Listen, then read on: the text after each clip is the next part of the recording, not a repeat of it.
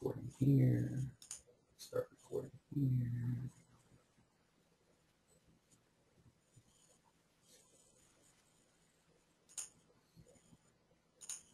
The broadcast is now starting. All attendees are in listen-only mode.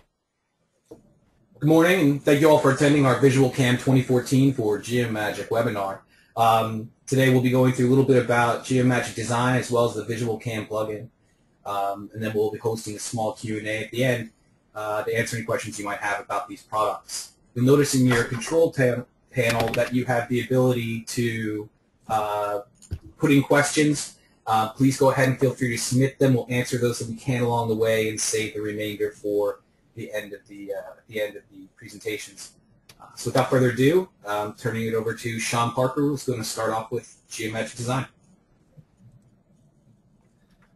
Good morning, everybody. My name is Sean Parker, as Tom said, and I'm the technical evangelist for Geomagic Solutions. I definitely appreciate all of you taking the time to be with here today for this webinar on our premier mechanical design software, which is Geomagic Design, and our partnership with MecSoft and their VisualCAM for Geomagic Design product. Today I'll be joined with Uday, the technical manager or technical support manager at MecSoft, who has developed this CAM plugin for our software, and he'll be presenting his product in a couple of minutes here. But first, though, I'm going to give you a quick introduction and short demonstration of Geomagic Design and actually model the part that Uday will be developing a toolpath for later on, which is actually this drivetrain housing that you see here.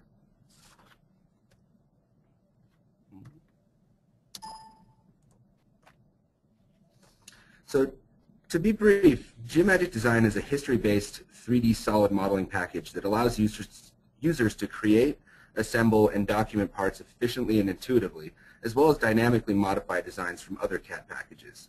We offer a sheet metal design and photorealistic rendering through the included KeyShot plugin, and we do this at a far more accessible price point than our competitors do. There are two separate suites in the Geomagic Design family. There's Design and there's Design Elements. Elements allows users to create, document, and render 3D models, as well as access a large library of standard parts, where the full design suite adds surfacing, sheet metal design, direct editing, motion simulation, the ability to directly import and edit files from competing CAD packages, as well as create part families and document management. So let's jump into it real quickly to see how a part is created and documented.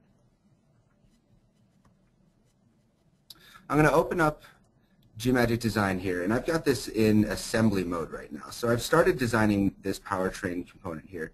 And what I want to do is I want to design the other half of the case. So it's going to basically mate to this portion here. I can do that in its own separate design, or I can actually do what we call top-down design, which enables me to use existing geometries from existing parts and assemble and design something in one shot. So I'm going to add a new part here. And it pretty much hides or kind of wireframes the visibility of the existing parts, and it allows me to still use some of these geometries if I wanted to use any of these sketch planes to define where my new body is going to be. And I'm going to do that by creating a sketch on this existing face, and I'm going to build my new part from this. I could go back and trace through all of these lines using the manual kind of sketch figures, but an easier way to do that is actually just steal the sketches and right off of where they came from this original face here. So I'm just going to project this entire face to the sketch, and when I maintain association with the source entity, it means that they're not going to move. It's going to keep the relations that they had up. When I hit OK, it's going to place a sketch figure on all of these kind of edges associated with that face, and it's going to create a relationship that means that they're basically a copied entity. Now, I don't need all of these things. I just need kind of the outside portion of everything. So I'm going to delete a few of these guys. And it appears that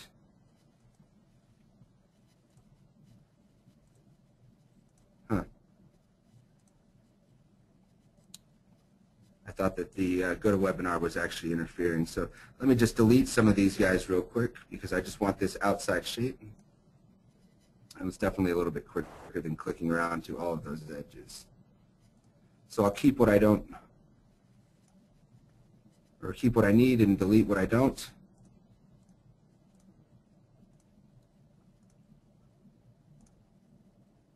And when I bring up my toolbar here, I can skip directly into extruding or revolving or doing whatever operation it is that I want to do with this sketch. And what I want to do here is extrude a boss. And it's going to preview kind of where that sticks out in terms of the rest of the assembly. So I'm going to set my depth as 2 inches and hit OK. Now you can see that I've got my new part here in the family tree for my, my assembly in the Design Explorer. It's got all of my world axes and everything, and I've got a sketch and an extrusion. Since this is a parametric or history-based thing, both of these are editable. Just by right-clicking it, I can go back in and redefine the sketch that came from. I can also go back and redefine the parameters from the extrusion. So if I wanted to change any of my dimensions here, I could do that, which is pretty simple. I'm going to bring a little bit of some other geometry into this sketch as well, but since I can't really see the inside of the original case here, I'm just going to hide this body. And then I'm going to create another sketch on this plane. And again, I'm going to copy some of this geometry so I can start to hollow out the inside where the gears go in this case. So grabbing all of my edges. Looks like I got them all. And I can bring up my toolbar again here to go and do an extrude cut. Now it's going the wrong way, so I'm going to cut it out at a depth of 1 1/4 inches. Oops.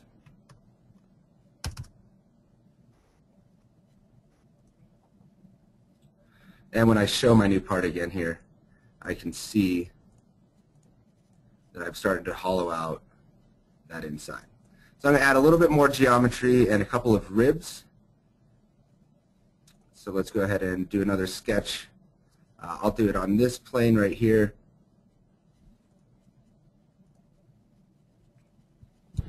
And what I want to do is I want to use some of this geometry from these existing shafts here and find the center point of their arcs so I can punch some holes in the backside of this thing. So what I'm going to do is I'm going to create a reference figure from both of these.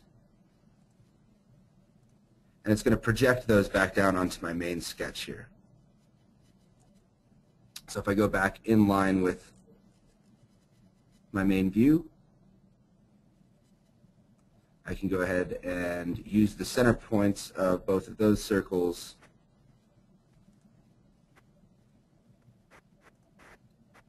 to create a couple of holes. Cut those out real fast. And then I'm going to hide everything here.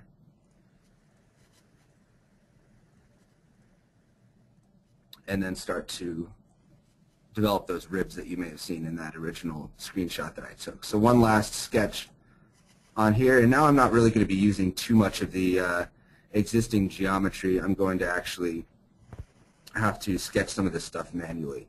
I will be able to use at least these figures here, and then I'm going to start offsetting a couple of things. So I can use my offset tool here to, at 1/4 inch, offset that figure, this figure. I'll go back and actually delete these original arcs because I don't need those anymore. What I'm going to do is just hollow out some of this excess material but keep a little bit of kind of rigidity in there basically. So I'm going to add a few lines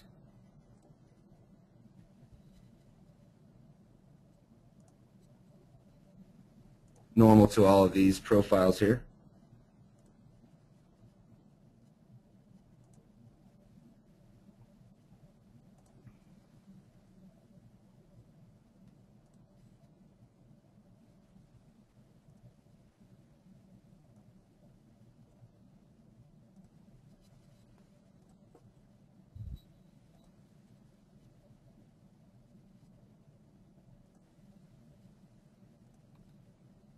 and again use my offset tool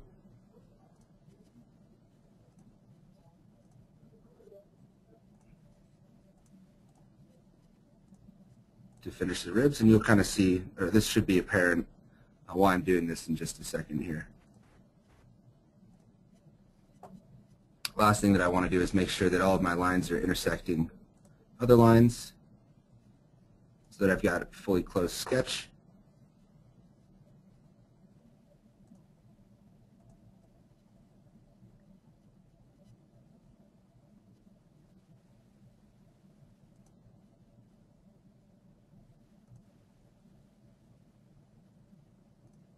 And then trim away the parts that I don't need.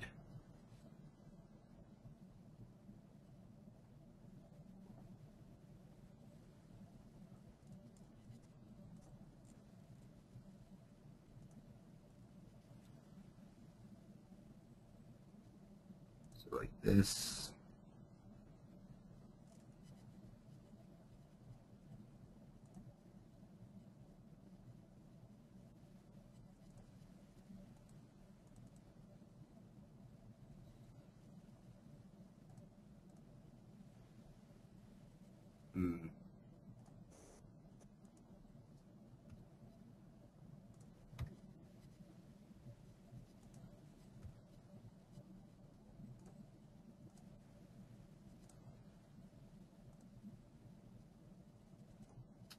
I do have to delete some of the relationships so that I can actually trim away some of these portions here.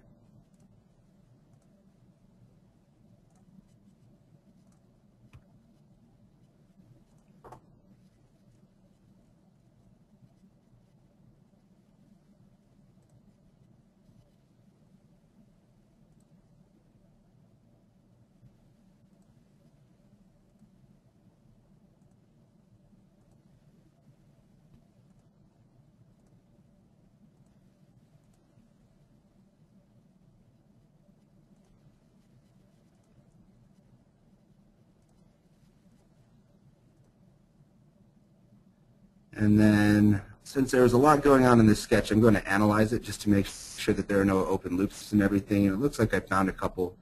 It's going to highlight some portions of my sketch that I may have missed, and it looks like right here I can trim this away. First, I've got to delete some relationships too. So this is really nice that design does have this kind of quality check. Even before we exit the sketch, it's going to tell us if it's going to work or not. So now that I've deleted that, I can analyze it again here. Got another open loop down below because of this little dangling bit here. Get rid of him. Analyze it one more time.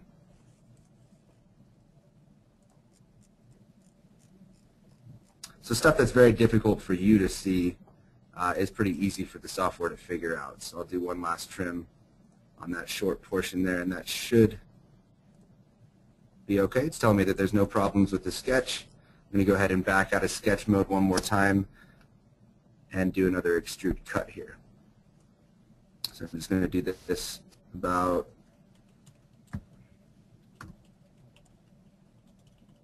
a half of an inch into the part. Here's my ribs. And the last thing that I'll do, just to add a little bit of ease and a little bit more strength and rigidity, I'm going to add a couple of fillets. So on each one of these edges here,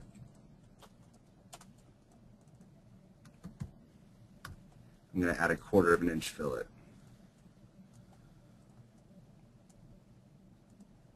Oops.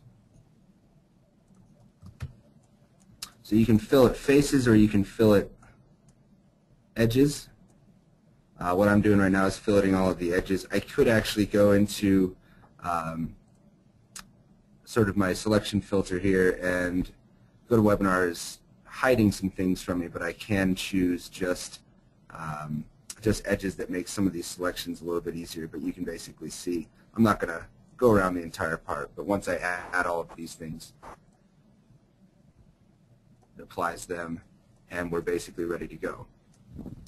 So before I hand this off to Uday here, I'm going to go through just one more little module that we have. This is my new part. To finish it off, I'd finish doing some fillets, and then I would add the holes and then whatever output on the back side of it that I needed.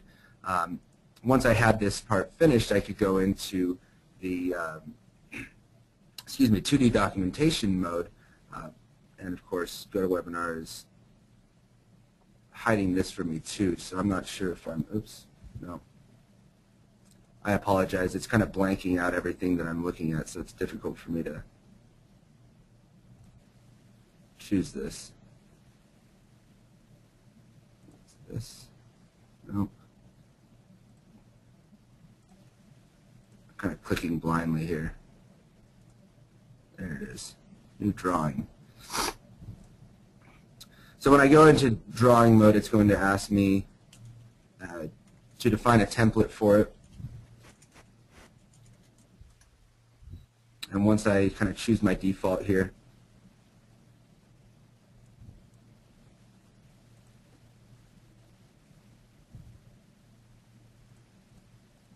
it looks like I'm having some difficulties. So I'm actually going to just skip this portion of it.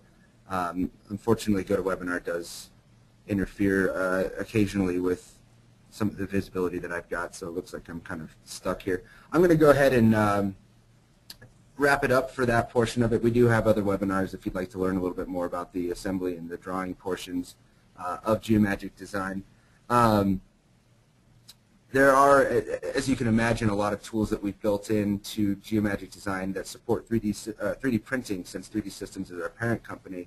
And there are a lot of tools built in to help you out with that. But when you're kind of ready to move on from rapid prototyping or limited run production to traditional manufacturing processes, we support that too. And that's where Uday comes in with MecSoft. So Uday, I'm going to give it to you here. And you can go ahead and take over. And folks, while he's getting set up, we're going to go ahead and run a quick poll. Thank you, Sean.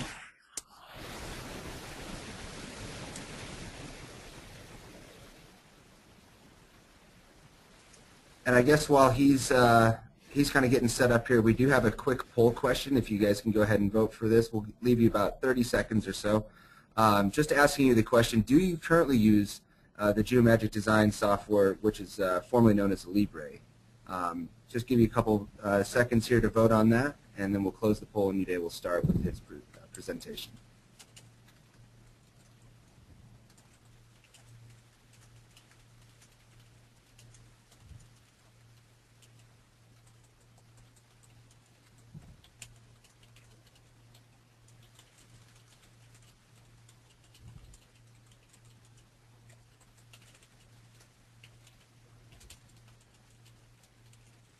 Thank you, everyone, for voting, and Uday, whenever you're ready.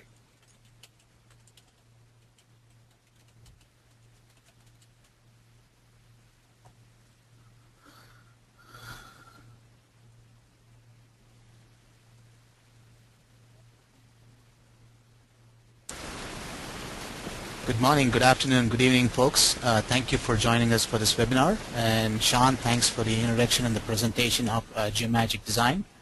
Folks, now here we'll go ahead and take a look at VisualCAM 2014 for Geomagic Design. And I'm going to pull in the part which Sean modeled just a few minutes ago. And we'll see how we can program it using VisualCAM 2014. I've just loaded the part that was designed by Sean. And I'm going to go over to the Add-ons tab in the CAD ribbon bar in Geomagic Design and click on VisualCAM 2014.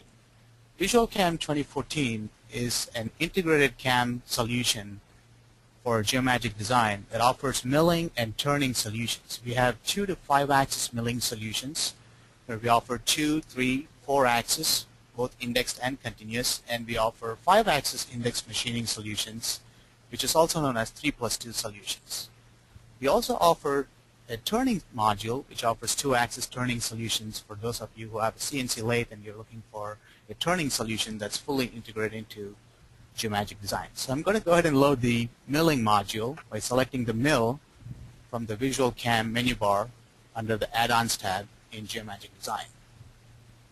Now you'll notice that the VisualCAM browser automatically loads right next to your Design Explorer You can toggle between your Design Explorer and VisualCAM by just toggling the tabs located at the bottom of the application window. VisualCAM has two main browsers. We have the Machining Operations browser, which appears right on the top, and then we have the Machining Objects browser. Now, the Machining Objects browser has three main tabs. We have the Tools, Machining Regions, and Knowledge Bases. The Tools tab allows you to create tools, edit tools, manage tools, and also load and save tools from your library. You can define tools for different tool types. We support ball and mills, flatten mills, corner radius, tools for engraving, chamfer, taper, thread milling, face milling. We also have form tools, dovetail cutters, corner rounding tools, also known as fillet mill, lollipop cutters, user-defined tools, and tools for drilling, drill, center drill, reamer, tap, bore and reverse bore.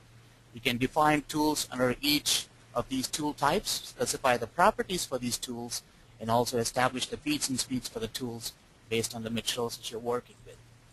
There is a built-in material feeds and speeds calculator based on the material type that you're working with, and also the tool material. VisualMill will be able to give you recommendations on the feeds and speeds. Now, the Machining Operations browser has two main tabs. We have the Program and the Simulate tab, and you work your way from left to right as you work through each of these groups. So there are three main groups under the Program tab. You have the Machine Setup, Stock, and then the Machining Operations. In a typical process to program a part, the first step is we want to establish the machine tool setup, where we define the machine tool coordinate system, which establishes the orientation in which you're going to be milling this part from. And by default, VisualMill automatically establishes the coordinate system, which is basically along the same orientation as the world coordinate system in Geomagic Design. You could change the orientation either by selecting a surface and pick a face, or you can specify a planar curve, or you can even specify an angle to rotate the coordinate system about. Now, for this particular example, I'm going to align it to the world coordinate system. In the next step, we would like to go ahead and establish the machining process here. So we want to set the number of axes. Now, since this part is going to be milled just from one orientation and on a 3-axis mill, I'm going to set the number of axes as 3. We also offer 4 and 5-axis index machining solutions as well. So let's select the number of axes as 3, and I'm going to go ahead and accept that. In the next step, I would like to select the post processor that I would like to use to post-process these tool paths I program out to the CNC machine. Now, VisualMill includes over 220 plus different post-processors, which covers a wide range of CNC machines that are out there. Now, these posts can also be customized and modified by selecting the Edit button. Automatically brings up a post-process generator, which allows you to configure and modify and customize your post-processors. Program to send a posted file to can be pointed to the viewer, the NC viewer that you like to use for previewing the posted code, and you can also establish your posted file extension to whatever format your machine controller is expecting. Most machines expect .nc, you can do .cnc, .tab, or if the format is not available, you can say add new and specify a new extension right in here. Now, in the next step, we would like to go ahead and create the stock material to program this part. So I'm going to use stock and select box stock. VisualMill automatically analyzes the extents of the design and gives you the minimum stock dimensions that's required to program this part. Now, for this particular part, I'm going to go with a length of 6 inches, a length of 10 inches, width of 6.5, and a height of 2 inches. We'll go ahead and accept this as our stock material. In the next step, I'm going to align the stock to the part by using Align Stock. I'm going to have it flush to the bottom of the part and have it centered in X and Y. So you'll notice that the stock is now aligned around the part geometry. That's great. So the next step is to go ahead and specify the material we're going to be working with. I can choose the material type. There's a wide range of materials that you can choose from. I'm going to use aluminum 6061 as the material to program this part. We would now like to go ahead and establish the work serial, which establishes your work coordinate origin for programming this part. In this particular example, I'm going to choose set the origin to the stock box. I'll pick the highest Z for the 0 face, which would be the top face of the workpiece, and I'm going to use the 0 position as the southwest corner, which would be the lower left corner. So you're establishing your XYZ origin, or the work coordinate origin, at the southwest corner and top of the workpiece. Now, if you'd like to assign this as your work coordinate offset as a G54 or G55, you can establish your work offset register number and click Generate. And as you define the work 0, it automatically appears right under the setup in the machining tree. Now, VisualMill offers a wide range of toolpath methods, starting with 2-axis. You have 3-axis machining methods. We also offer 4-axis and whole machining. Now, I would like to program this part using a combination of 2- and 3-axis methods. Now, I've created a couple of operation templates in here. We have knowledge bases where we can actually load machining operations that we have programmed on other parts. And I'm going to start out by loading a knowledge base of a few operations in here. So I'm going to go over to the Machining Objects browser and select Load from Knowledge Base. And I'm going to grab this gear housing knowledge base. And this includes several different operations. First, I would like to rough it out. So I would like to face it down to the face of this part. So I'm going to use a method called 3-axis and roughing. Now, in this method, it's a 3-axis method, so I can automatically have the system analyze the part and the stock geometry and figure out the areas that needs to be roughed. If I would like to limit the toolpaths to a specific area, I can pick a containment area. Now, I'm going to go grab a tool for it. I'm going to use the 1-inch flatten mill. I can specify the feet and speeds. I can either use load from tool, or I can use load from file, where VisualMill can give you recommendations on the feet and speeds based on the stock material, the tool material, and the surface speed. For the clearance, I'm going to use automatic clearance. And the cutting parameters, I would like to set my parameters, the tolerances, my cut pattern. I can choose my cut direction, specify the step over control. In the cut levels, I can specify the step down control, and the cut levels allows me to contain the tool paths to how far down you want to cut in the Z. So I'm going to select these parameters and go over to Engage and Retract to specify the type of entry and exit I would like to use, and selecting Generate computes the tool path. So VisualMill automatically analyzes the part geometry, the stock that you define, and figures out your tool paths for the roughing process. So here's your roughing tool path. I can toggle the tool path visibility and also look at the tool path in levels. Now, in the next step, I would like to go ahead and program the pockets in here. Now, before I program the pockets, I would like to go back and verify the tool paths. I'm going to go over to the Simulate tab and select the simulation window and click Play to run the material removal simulation.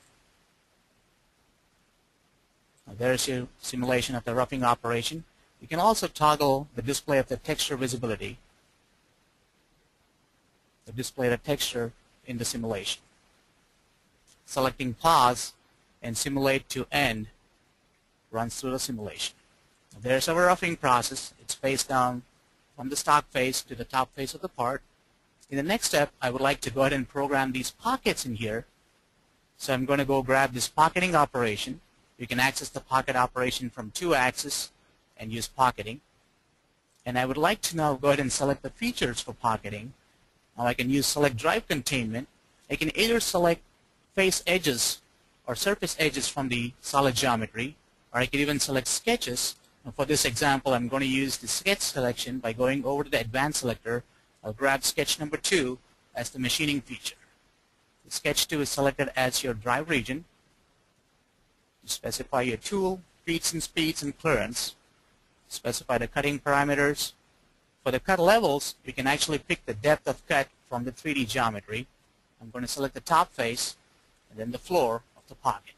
The total cut depth is 1 inch. So as you can see, VisualMill automatically determines the depth from the 3D model. We can specify your depth per cut, entry and exit for pocketing, and Generate creates your tool path. So now there's your pocket tool path.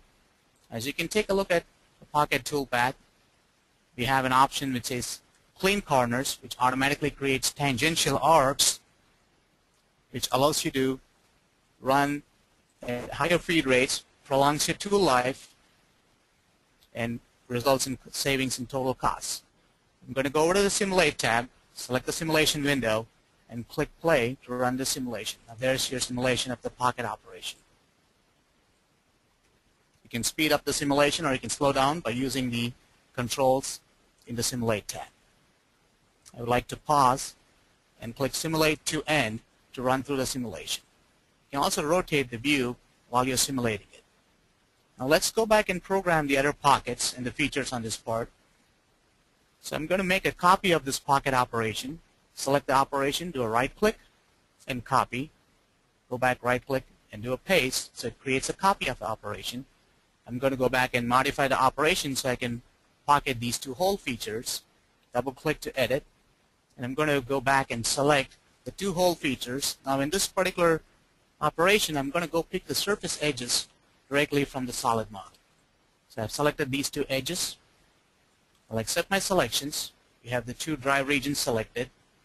Now I'm going to use the same 1-inch end mill to pocket out those two holes. In the cut levels, I'm going to modify the depth by selecting the depth from the 3D model. Pick the top face. I'll go pick the floor of the part. And the total depth is 1/2 inch, and I'll leave the parameters at the defaults and click Generate to compute the toolpath. Now there you have the pocket operation for the two holes. And I can also optimize the toolpath by reducing the transfer motions to just use a skim clearance rather than clearing up all the way up to the clearance plane. So I'm going to set the skim clearance to 50 thousandths. And as you notice here, between the holes, the tool just retreads above the hole face by 50 thousandths to clear the part geometry.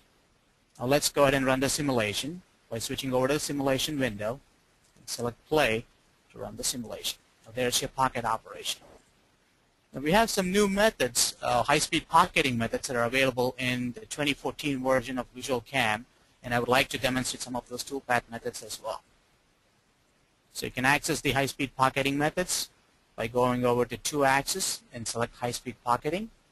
Now this method, the main benefit of this method is the cut results in constant engagement of the tool when removing material.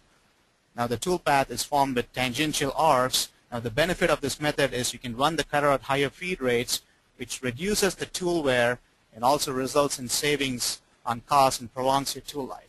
Now I would like to go ahead and select the features for this pocket operations. I'm going to use select drive containment regions, and I would like to go select the sketch that's on the floor of this pocket. I'll go grab the sketch. I'll accept it. Now in addition to selection of sketches and face edges, we can also select flat areas. So for example, I can go pick the floor of this pocket as my machining feature and accept it. So I can do a combination of sketch or flat area regions as machining regions, specify all my parameters, the cut parameters, my cut levels, and selecting Generate creates a toolpath. Now there's your high-speed pocketing toolpath. As you notice, the toolpath is formed with tangential arcs, starts out as a spiral cut and results in tangential arcs. Now let's go ahead and run the simulation of the high-speed pocketing toolpath. We'll click the play button to run the simulation. Now there's your pocket toolpath. Now let's go ahead and program the remaining pockets in here, and I'm going to use a 2-axis pocketing method and use what is called selection of predefined machining regions for programming this pocket. Now rather than having to go through the process of selecting each of these features, we could define a predefined region for all of these pockets. So I'm going to go over to select predefined and use the machining region set 1, which includes machining features for each of these pockets. I'm going to select that, and as you notice here, it automatically adds all of those regions from the region set as your drive region. You can specify your cutting parameters, your cut levels, and select Generate to create your toolpath. So we now have the pockets that are programmed. Now let's go ahead and drill these holes. We'll program the chamfers and do a profile around it. So I'm going to program the drill operation from the hole machining. Go over to holes and select drilling. We support several different types of drilling operation. We have standard drill, deep drill, countersunk, brake chip, and also user-defined cycles. Deep drill is basically the same as your PEC drilling. Now in this particular example, I would like to demonstrate the deep drill operation. So I'm going to use deep drilling. For the machining features, I can either select drill points or circles, or I can select the drill points. Face edges can also be selected as drill points. Now in this particular example, I'm going to use select holes on a flat area and just pick the top face of this part and accept it. As you notice here, it automatically identifies all the hole features on the model, and I would like to exclude these two chamfers. I'm going to go ahead and specify a filter for the diameter and leave out those features. As you can notice here, it only grabs those whole features. For the tool, I'm going to use a 1/2 inch drill bit. I can also edit the tool and make changes to the tool property from an operation. Specify feet and speeds, clearance, set the cutting parameters, define the hole depth. If you like to make it a through hole, you can say add tool to the drill depth. It automatically compensates for the taper on the tool to figure out the depth. You can also sort, specify a sequence for sorting these holes, and selecting generate creates your drilling toolpath. Now there's your drill operation. Now let's go ahead and program these chamfers. You can program this by 2-axis and chamfering.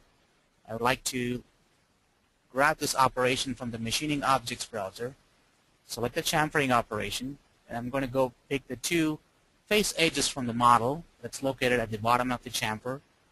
I'm going to grab that. Holding my shift key down, I'm going to do a multiple select.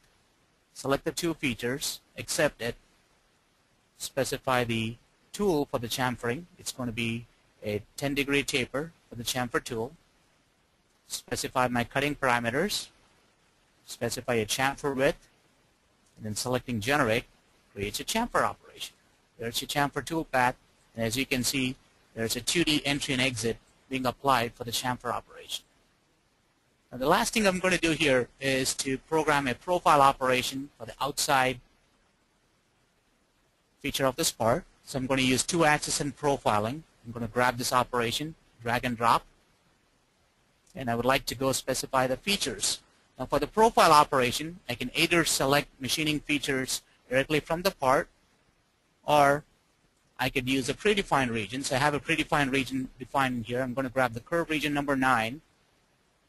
I can select that as my machining region. We'll grab my tool for it. I'm going to use the 3/8 inch end mill, specify feet and speeds and clearance.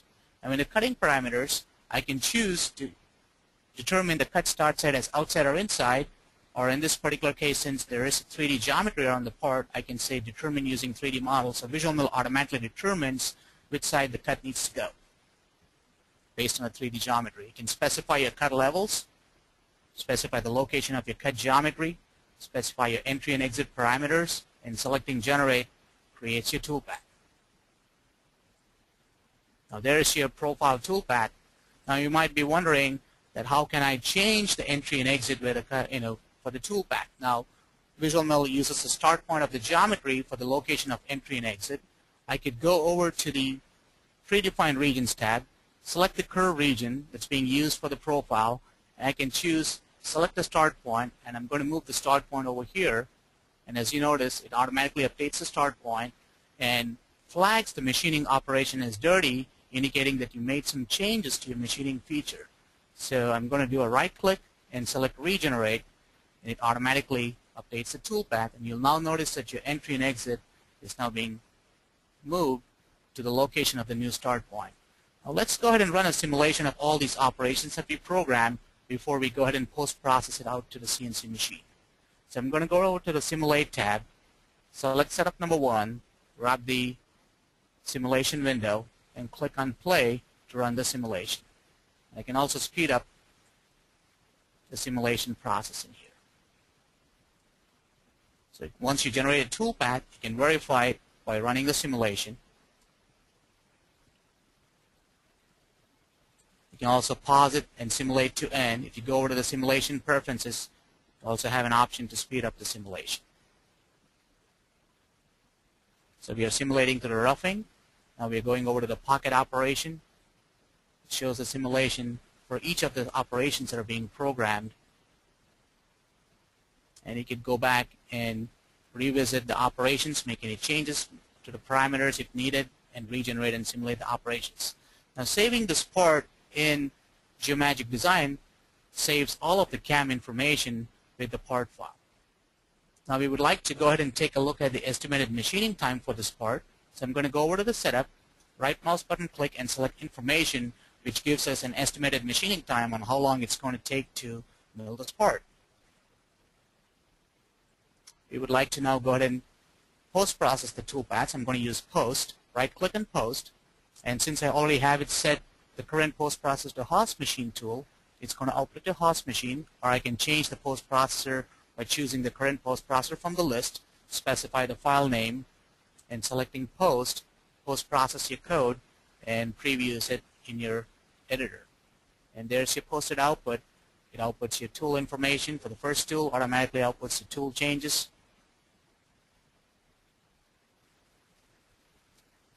It outputs the toolpaths for all the operations that you program in the setup. If you'd like to output just a couple of operations, you can select them by holding your Shift or the Control key to multiple select and just post out those operations to the machine. Now, there's one very nice feature I would like to show that's available to you in VisualCAM for Geomagic Design is the ability to create setup information sheets. We call this as shop documentation. So you can select the operation and select shop documentation. Now this prepares a very nice information sheet that's very handy for the machinist at the shop floor, where you can have the information on the tools being used, the part geometry, the stock information, so you can get the tools prepared for milling this part. It also includes a screen capture of the part that's being programmed with the list of tools and the operations and the total machining time. Now let's take a look at some of the other toolpath methods that are available in Visual Mill for SOLIDWORKS. I would like to demonstrate some of the 3-axis machining methods. Now, one of the nice features we also offer is archiving of all of these operations into a knowledge base. You can go over to knowledge bases and use Save to Knowledge Base. Now this feature allows you to save the operations that you program in a specific part to be used across family of parts, so it saves you time in recreating those machining operations. And like you saw me load some operations from a previous program part, you can load them and generate toolpaths in a very quick amount of time.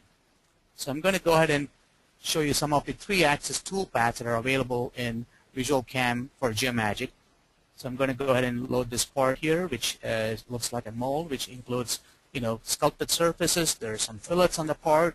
So I would like to go ahead and program these using some 3D toolpaths. I'm going to go up to VisualCAM under the Add-ons tab and select Mill, which loads the milling browser.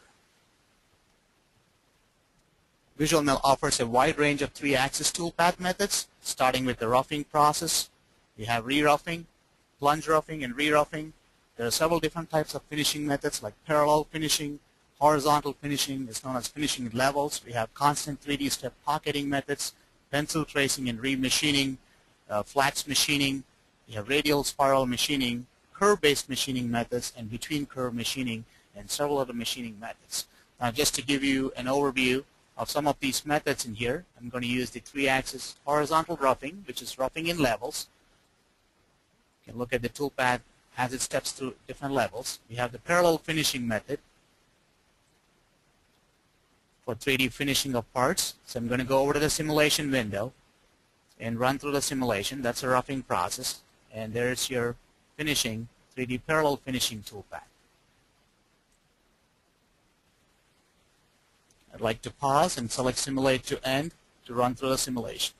Now, 3D offset pocketing is one of the features that's available to you in the Pro configuration of Visual Mill 2014, which offers constant 3D step pocketing, also known as constant scallop machining, which is very nice toolpath methods for working with complex 3D surfaces. And we have methods like pencil tracing and remachining that can be used for automatically cleaning up features, automatically identifies as bitangencies, and cleans up scallops around the part. Now, these are some of the toolpath methods that are available to you in VisualCAM for Geomagic. Now I would like to go ahead and introduce our brand new turning module, which is available as part of VisualCAM for Geomagic. I'm going to go ahead and load a part to demonstrate this example. Now here's a typical part that you want to use to program on your CNC lathe. So the workflow is very similar to the mill module. So we're going to go ahead and select VisualCAM and turn, and this automatically loads the turning browser. Now the turn coordinate system is automatically established when you load the part. So by default, your XY plane in Geomagic Design is automatically oriented as your turn coordinate system, which represents the Z-axis, which is the axis on which the part is oriented, and the X-axis for the turn coordinate system. You can also go back and establish your coordinate system by using the machine tool setup dialog, where you can establish the machine tool coordinate system for turning. You can specify a face, or you can select a planar curve, or you can specify the angle to establish your coordinate system. So once you establish your turn coordinate system, the next step is we would like to go ahead and select the part for turning. So I'm going to use the part feature in here. I can either select surfaces for as machining features, or I can pick a sketch that can be used as the feature for turning. So in this particular case, I'm going to use select surfaces. I can do a select by dragging a window, or I can do Control A to select all of the surfaces, to select them as the machining feature, or you can go over to your Design Explorer as well to select the features for turning. Or if you'd like to pick a sketch, you can just go directly grab a sketch from the model.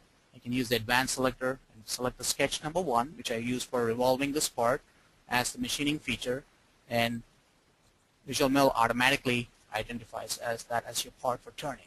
Now once you establish the part, I would like to go ahead and select the post processor.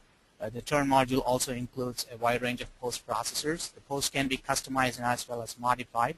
I'm going to go ahead and select a FANUC as the post processor for this operation. In the next step, I would like to go ahead and establish my stock geometry. So there are different ways you can define stock in turning. So I'm going to use a cylinder stock, and the system automatically computes the minimum stock that's required based on the part that you defined for turning. You can specify the radius, the length, as well as the inner radius and the length for turning. The next step is we would like to go ahead and establish the work zero. In turning, typically the work zero is set to the rightmost face of the part, and I'm going to pick set to stock in the rightmost face, and that establishes your origin for turning. Now we have two different types of turning operations. Primarily we have the turning, roughing, finishing, groove roughing, finishing, follow curve, threading and parting off. And we also have the hole machining operation, which are typically drilling, tapping, boring, and reverse boring, which are performed actually in turning. Now I would like to go through a couple of these operations. I have programmed a few operations in here for turning, and we do support different types of inserts for turning. We have the diamond inserts, triangular, circular, trigon, and parallelogram. Now these inserts are used for turn roughing and finishing operations. We do support grooving inserts for grooving operations, threading inserts, as well as parting off inserts. Now once you select an insert, you can specify the parameters for the insert, and you can also define the orientation for these inserts, whether you're going to be performing an OD forward, a backward. OD is for outer diameter, ID is for inner diameter. And you can also specify the properties and the feet and speeds. So very similar to how you program in milling operations. So once you define your tool, you can go ahead and specify your feet and speeds, and the global parameters. You can choose the approach type, whether it's going to be OD or front face.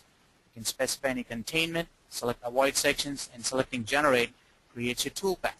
Now there's the turn roughing toolpath. Now as you can notice here, the roughing toolpath automatically analyzes the part geometry in the stock and creates a toolpath. Now if you'd like to avoid these areas, the groove, from being programmed in the roughing toolpath, the turn roughing, you can avoid them by going over to your turn roughing parameters, go over to global parameters, and use avoid sections. And I'm going to pick these two edges to avoid the sections. Go grab this edge and the edge over here on the other side, and this automatically avoids, creates an avoid section, and there's your turn roughing toolpath, which avoids the groove. Now let's go ahead and run the simulation. We'll go over to the Simulate tab, click on the simulation window, and there's your cylinder stock that you defined.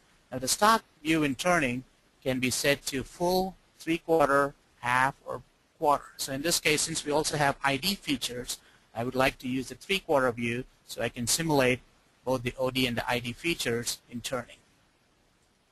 I can also control the simulation speed, so I'm going to select the operation in here and select play to run the material removal simulation in turning. There's your turn simulation. You can also select pause and click simulate to end to run through the simulation. Now let's go ahead and generate a couple of finishing passes in here. So it's very similar to turn roughing, so you can go up to turning and select finishing to create the finishing toolpath. Specify your feed speeds, your global parameters. You can actually pick the start and end points. I'm going to use select start and end points. I'm going to pick the face right in here for the start point, and go pick the back face as the end point for turning. And selecting generate creates your toolpath. Now to avoid these groove, I can go back to the finishing operation and pick the avoid sections I can go select the two sections to avoid. I'm just going to go grab the edges on the part, and the system automatically creates the avoid section based on the 2 points that you selected, and selecting generate creates your finishing toolpath. Now there's the simulation for the turn finishing operation. Now the drilling is performed axially along the z-axis. Now there's our drilling toolpath, and we have the roughing and finishing for the ID operations and turning. So the turn module offers roughing and finishing, groove roughing and finishing, threading, parting off, a follow curve very similar to engraving, and all the whole machining operations: drill, tap, bore, and reverse bore. You can go ahead and post-process these toolpaths out to the machine, specify your file name and destination folder, and selecting post outputs your toolpath, and you can transfer this program out to the controller. Now, the turning module also offers the ability to save these operations to a knowledge base where you can use these operations in other files. You can also generate a shop documentation in turning, which will basically create a setup information sheet, which is handy for the machinist at the shop floor. So this kind of gives you an overview of both the turning and milling modules that is available to you in VisualCAM for Geomagic. Now, just to summarize what VisualCAM for Geomagic is. Now, VisualCAM for Geomagic is seamlessly integrated into Geomagic Design, runs in the latest version of Geomagic Design 2014, and it's also compatible in the Geomagic Design 2013 and 2012. We now offer 2 modules. We have a milling module, which offers 2 to 5 axis. We have 2 axis, 3 axis, 4 axis, index, and continuous, and we offer index 5 axis milling solutions. And we have a turn module for 2 axis, for programming 2 axis CNC lathes. Now, you can go ahead and download a free demo from our website by visiting VisualCAM for Geomagic.com or by going directly to MecSoft.com. We also offer full product demonstrations by appointment. You can call us or email us to schedule one if you'd like to. And before we wrap up, I would like to go ahead and transfer this back to Tom Simon. Thank you very much. Folks, we're going to ask you a quick poll question and then get into some of the Q&A we have. So if you can take just a couple moments to answer this poll.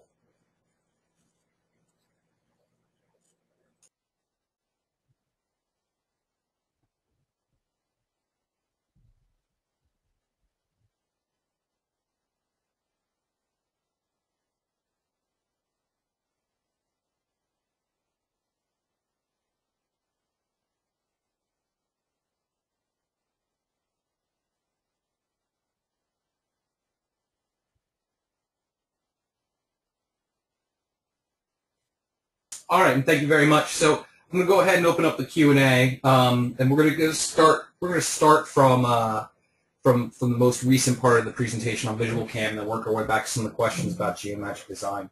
So we've got a couple questions here to start with. Where did the predefined regions come from, and were they defined before the webinar, or did the SW generate them? That's a great question. Predefined regions are regions that can be created in VisualCAM. So I had created those predefined regions by selecting either sketches or face edges from the design model in Geomagic Design. So just to give you a quick example of how I created those predefined regions, I'm going to go back to the same part and just show you how we can easily create predefined regions.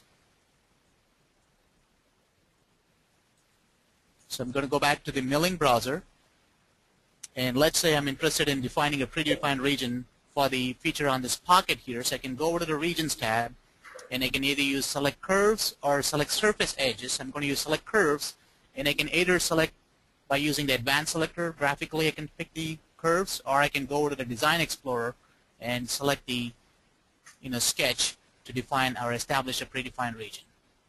Now the nice thing about predefined regions is you can pick start points, which can be used for profiling operations, or you can even define bridges and tabs. If you want to, establish bridges and tabs, you can manually define bridge points as well. So got another question in here. When you program the pockets, it looked like the toolpath direction was both climb and conventional milling. How do you change that direction? That's a great question as well. If you go over to your pocket operation, under your cutting parameters, you have an option to set the cut direction. You can do climb, conventional, or mixed. So if you choose mixed, it does both climb and conventional, but you can choose climb or conventional if you'd like to. Does Visual Mill have a post for Mach 3? Yes, it does. There's a wide range of post processors that are included, and Mach 3 is one among them. Okay. And along that line, does Visual Mill support HSM toolpaths? We do have high-speed machining toolpaths. One of the new toolpath methods that has been introduced in the 2014 release is called the high-speed pocketing.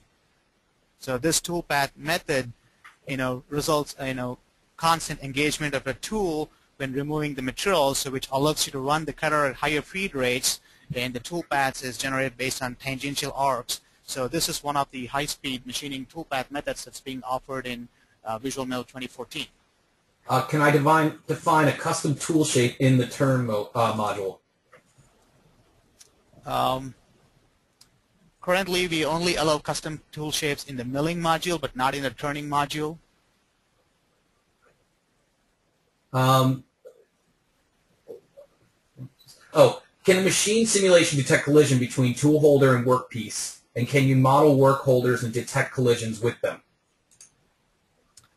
We currently offer simulation with the machine tool, but we do not have a machine tool collision detection built into it. Can you specify entry points when cutting pockets? Yes, you can select a start point in pocketing by defining a point in the geometry. You can pick that as your location where you want to enter. So you can go over to the machining features and use start points to select the start point for pocketing. Okay. Anita, you might be able to answer this question a little better here. Somebody was asking, let me find, sorry, there's some of these questions coming in so fast. Why would I pick Visual Mill over something like MasterCAM? Can you maybe explain a couple key differentiations between that?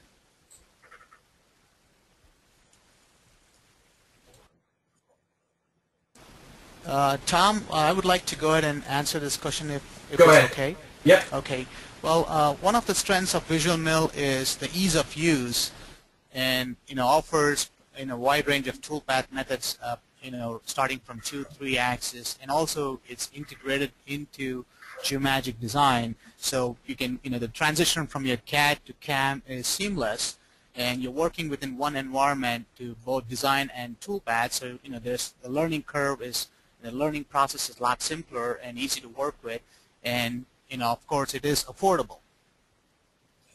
How do you define how the stock is held by the mill? You can basically, when you define your stock in Visual Mill, there's different ways you can define it, as a box stock, a part box stock. Now, it depends on how you're fixturing it or clamping it on the machine, where you can be using either a vise or you could be using some fixtures or clamps, and you can define machining regions, so just so that you're milling only within certain areas and not running into the fixtures or the clamps. What's the price for VisualCAM?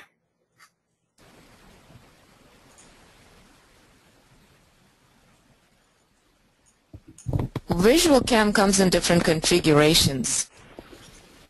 Okay. We have the standard, the expert, the professional starts at $1,250, and the professional runs at $5,000.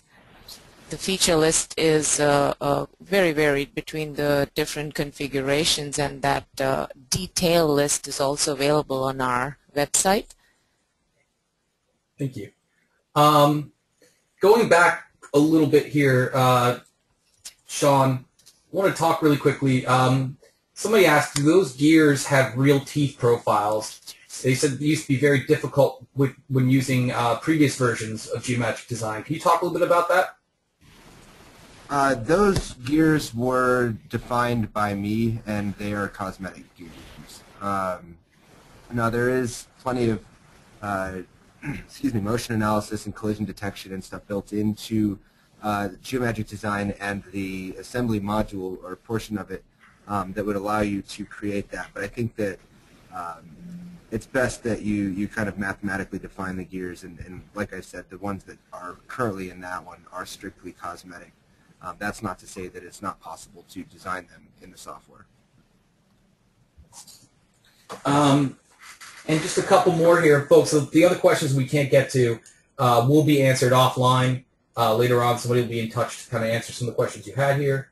I noticed that Turing models that use extrude features instead of rotating features create problems with this recognition of the profile. Is this common? Well, for turning, you can either, if you're using extrude features, you can actually select the faces from the part geometry itself. You don't have to pick a sketch. So, the turn modules offer part geometry definition either by using sketches or by using faces, or you can select solids or surfaces from the model directly. So I don't think that would be a problem. And last question, does the trial version allow us to save the codes to load to machines? No, the trial version is a demo copy which allows you to run completely through picking a tool, running a tool path, simulating the cut part. Does not allow you to save or to generate the G-codes for the file.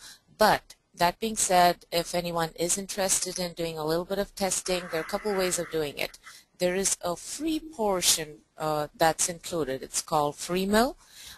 You can run a quick I believe a quick finishing toolpath and generate G-code to test your machine. Now, the other thing you could do is always give us a call at MecSoft, and we'd be more than happy to look at your part file, send you a couple of toolpaths with the output that you can test on your machine. So feel free to call us with that. Thank you, Nita. I'd like to thank Sean Parker and also Uday as well for presenting today on both products. There will be a recording of this webinar sent around to everyone most likely tomorrow with some more information. Of course, you can find VisualCAM for Geomagic.com, and you can also look at Geomagic.com for Geomagic Design, as well as other products available to you. So thank you again for your time and for your questions, and we'll look forward to seeing you again soon.